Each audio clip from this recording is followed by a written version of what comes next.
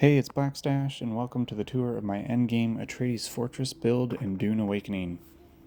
This is the first base that I spent much time on, so there was a lot of trial and error where I was figuring out snap points, how all the pieces fit together, and just getting the hang of Dune's base building physics. I like how the outside turned out, but I'm honestly way happier with how it looks inside, and we'll take a look at that after I do a loop here. So we've obviously got the main hangar. I'll probably need a bigger one if I want to make a carrier later, but I mostly just wanted it to feel like it was jutting out over the cliff. I thought the wall of windows would offer a cool view, but it's pretty hard to see out of most of the windows in this game.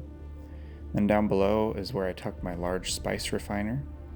It wouldn't fit anywhere in the original design, so this part was kind of tacked on at the end. This is a water tower, which I would have liked to make wider, but ran into some problems with my buildable space. And this main tower is like the guild operations center. Then there's the main hall and a little side entrance down here. You might not be able to tell from here, but on the roof these ramp pieces don't actually line up with the incline pieces that I alternated in between, so I had to build a false roof underneath to hide the gaps. In the hangar here, I tried playing around with some landing pads and used rounded inward rooftop pieces, but unfortunately it's not super visible, and especially not at night, so it didn't really work. Since there isn't a lot of variety with decorations in the game yet, I kind of tried to use storage containers and chests for decor, and it felt like it made sense to have like cargo holds in the hangar. Then this is my main equipment area where I have my tier 6 stuff and any other gear that I swap out frequently. We've got our vehicle parts, mechanic decor, vehicle fabricators over here.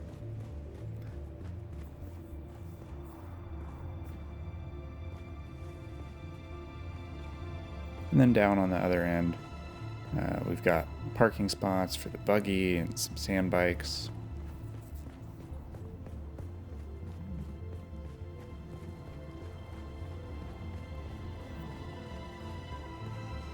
Up above is where I've got the repair station and the recycler.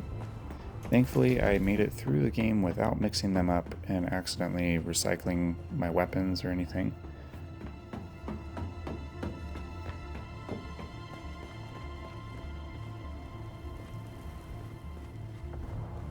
This little corridor here was really fun. I tried to build in a way that made each space feel interesting. With how many times you have to run back and forth here, it felt like it was worth making it nice. And this is kind of like an operations center or a meeting area. There aren't a lot of decor items for something like that yet though. So we need some of the consoles or monitors or like the stuff you find in the outposts and testing stations. And then this is the main hall, which I've had to tweak a few times as I progressed in the game. It used to be like a workshop type space, but I wound up liking it better when I moved all the fabricators to the basement and the side rooms.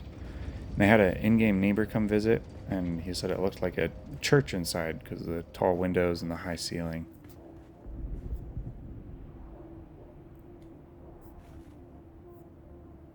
Over here is just like a little dining area or a lounge. This might have been the only wall in my whole base where I could put that mural from the free weekend. And then on the other side, we have more of like a reading nook. Down here, we have the death stills and water storage.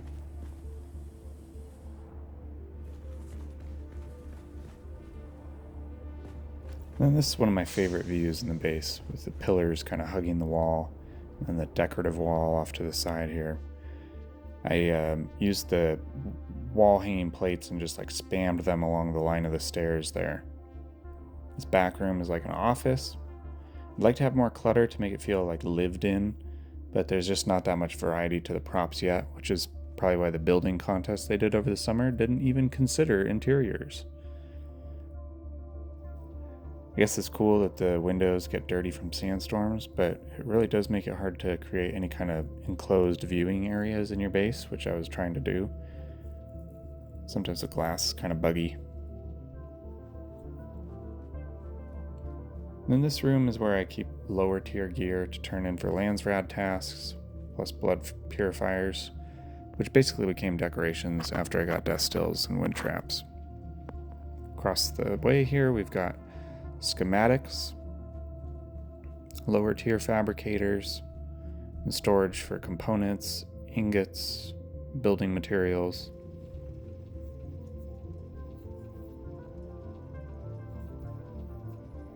And down in the basement here we have the bigger refineries and advanced fabricators. I used to call this the server room because it was originally full of fuel-powered generators. Like they were like lining the floor until I upgraded to the wind turbines.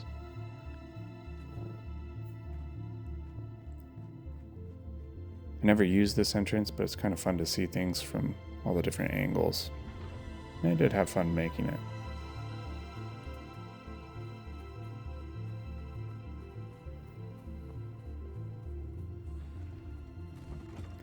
Now we'll head on out to that upper balcony where the water tower is.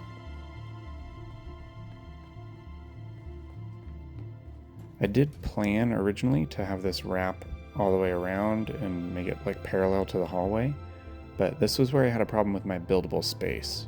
I didn't realize I was right next to a non-buildable area, so I couldn't expand enough to finish the balcony, and it's just kind of cut off. I think when I tried to put a staking unit down to extend my buildable area, it was going to barely run into a NPC camp down the cliff. The last place to see here is across the hangar, where I stowed the large spice refiner. And then if you stick around, you can see how it looks at night. I had to seal this off down here because the fancy walls down there have gaps big enough for people to sneak in. And even though they fixed that exploit where people could destroy your base, I just don't need anyone snooping around in here. This thing was such a pain to build around, that and the huge ore refinery and the advanced vehicle fabricator. When you like unlock those, all of a sudden your base just feels really small, even when you think it's big. It's probably one of the main challenges with building in this game. You just have no idea how much space you're actually going to need when you start. I thought my hangar was huge, and then I built the assault ornithopter and had to tear down the walls and make it bigger. And I still don't have anywhere to park a carrier.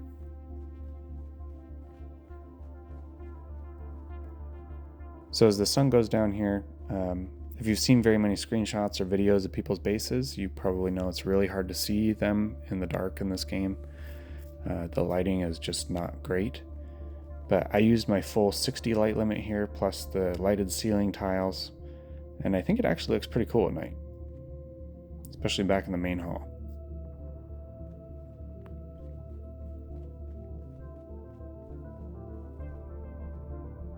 Take another look at the dirty windows.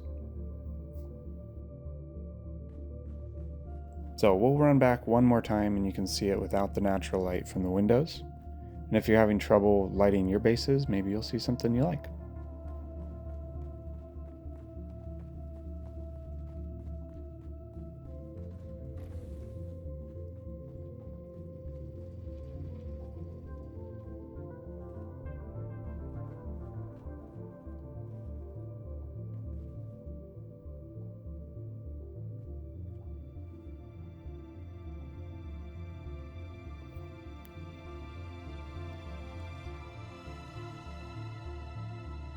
Anyway, that's my base. Thanks for checking it out.